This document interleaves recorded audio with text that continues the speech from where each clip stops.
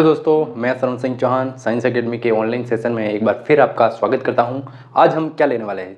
तो आज का सरप्राइज ये है कि आज हम विभिन्न एसएससी, सीडीएस, एनडीए, विभिन्न राज्य बोर्ड की परीक्षाओं में पूछे जाने वाले मैथ्स के कुछ इंपॉर्टेंट क्वेश्चंस को सॉल्व करने वाले हैं। तो चलिए बिना समय गवाए शुरू करते हैं आज की क्लास। पहला प्रश्न क्या कहता है? पहला प्रश्न कह रहा है कि 1 और 1000 के बीच कितनी परिमेय संख्या होती है? परिमेय संख्या कौन सी होती है? जिनको P बटा Q के रूप में लिख सकें और इनके अंदर ही दशमलव वाली संख्या भी उपस्थित होती है, ध्यान रखेंगे। तो परिमेय संख्या कौन सी होगी? जो बटे के रूप में लिख सकें। और हम जानते हैं कि 1 और 1000 के बीच में कितनी परिमेय संख्या होती है। कंफ्यूज करने के लिए हमें ऑप्शन दे रखा है 1000, 999, 998 और अनंत। हम जानते हैं कि दो परिमेय संख्या के बीच में, दो वास्तविक संख्या के बीच में अनंत संख्या उपस्थित होती है। 998, 999 ये सारे कंफ्यूज करने के लिए दे रखे हैं। तो हमारा ऑप्शन कौन सा राइट होगा? ऑप्शन नंबर डी, क्योंकि ये प्रश्न सीटीएस में पूछा गया सवाल है, बेहद इंपॉर्टेंट क्वेश्चन है।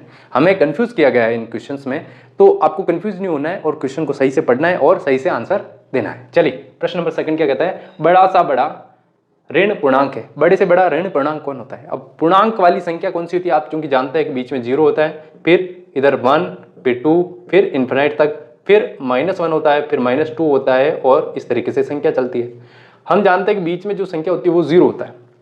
0 से एक कम करते तो -1 आता है, फिर और कम करते तो -2 आता है, फिर -3, -4, इस तरीके से 0 से इस साइड लेफ्ट साइड जाएंगे तो संख्या छोटी होती जाएगी और 0 से इस साइड जाएंगे तो संख्याओं में 1 जोड़ा जाएगा, अर्थात संख्याओं में बढ़ोतरी होती जाएगी। हमें पूछा बड़ा से बड़ा, बड़े से बड़ा ऋण पूर्णांक कौन है? तो बड़े से बड़ा ऋण पूर्णांक कौन है? तो ऋण वाली संख्या 0 से इस साइड होती है। ये सारी संख्या ऋण पूर्णांक है। और इन ऋण पूर्णांकों में सबसे बड़ी संख्या कौन सी होती है? असल में जो ऋण पूर्णांक वाली संख्या होती है ये हमें कंफ्यूज करती है। कंफ्यूज ये करती है कि बड़ा मान दिखता है लेकिन होता नहीं, वो असल में छोटी संख्या होती है। और जो छोटी संख्या दिखती है असल में वो बड़ी संख्या होती है। ऋणात्मक संख्याओं में ये विशेषता है। तो हम कहेंगे -1 बड़ा है या -2 बड़ा है, कहने वाले 2 को बड़ा कह देंगे, लेकिन हम जानते हैं कि हमने 0 को यहां पर मध्य में रखा है और 1 घटाने पर -1 प्राप्त करा और -1 में से 1 और घटाएंगे तब जाके -2 आएगा। घटाने पर वैल्यू कम होती है। इसका अर्थ हुआ सबसे बड़ी पूर्णांक ऋणात्मक वाली संख्या -1 होगी। तो हमारे इस प्रश्न का उत्तर कौन होगा? 1, -1, 0 ज्ञात नहीं करना, तो बी, ऑप्शन बी हमारा सही उत्तर होगा। अब इसी को आधार मानते हुए अगले प्रश्न पे चलते हैं। छोटे से छोटा ऋण पूर्णांक है।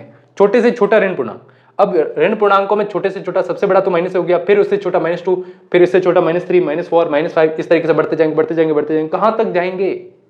अनंत तक जाएंगे। माइनस अनंत, माइनस जो अनंत होता है, माइनस अनंत भी हमारे पास एक संख्या है। तो हम ऑप्शन में क्या उत्तर देंगे? ऑप्शन है 1, -1, 0 ज्ञात करना संभव नहीं है।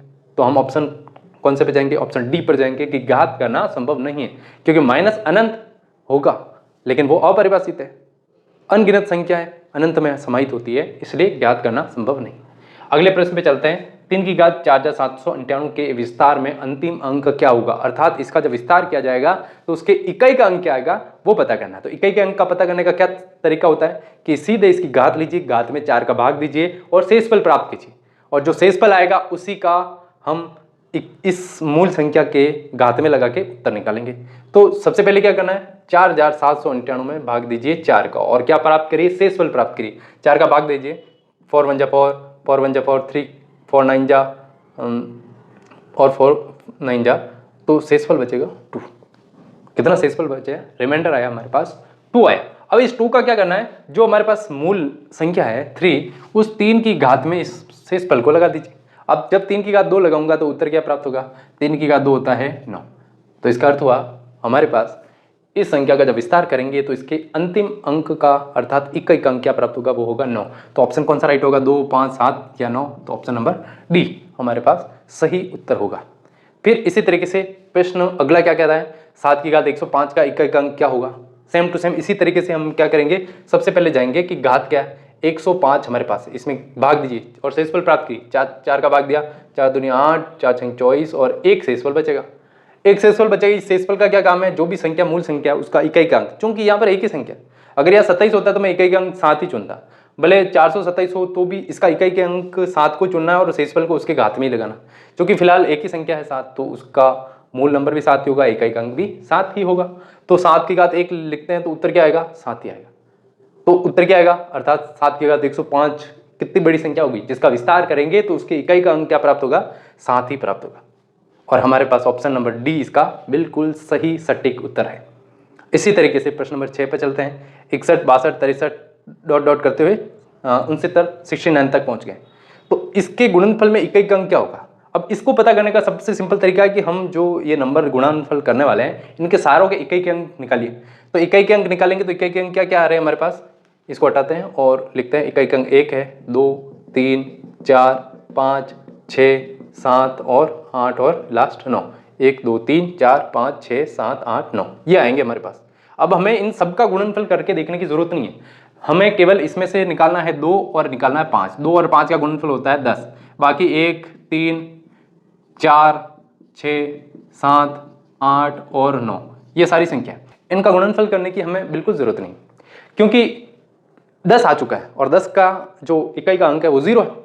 और अब हम इनके भले कितने ही गुणनफल करके कितना ही उत्तर निकाल लें, इकाई का अंक 0 ही रहने वाला है।